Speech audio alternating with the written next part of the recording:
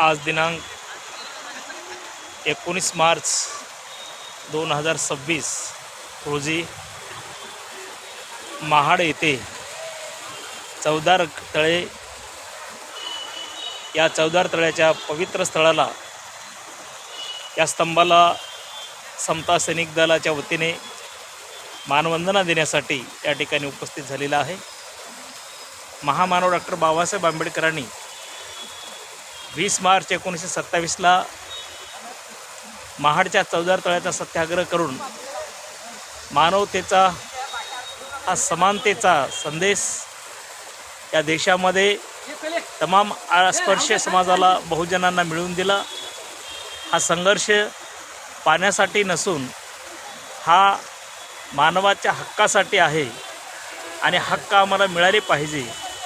निसर्ग निर्मित पाण्यापासून आम्हाला वंचित ठेवण्यात आलेलं होतं, त्या निसर्ग निर्मित पाण्यावर आमचाही अधिकार आहे हे दाखवून देण्याचं काम महामानव डॉक्टर बाबासाहेब आंबेडकरांनी 20 मार्च 1927ला महाड मुक्कामी चवदार तळ्याचा स्पर्श करून या ठिकाणी हा तुम्हा आम्हाला मिळवून दिला। या पवित्र स्थळाला आज मी बौद्धाचार्य भारतीय बौद्ध महासभा जिल्हा शाखा नांदेड दक्षिण या मातृतुल्य संस्थेचा केंद्रीय शिक्षक बौद्धाचार्य हरी कसबे दाताळकर या माध्यमातून आपल्याला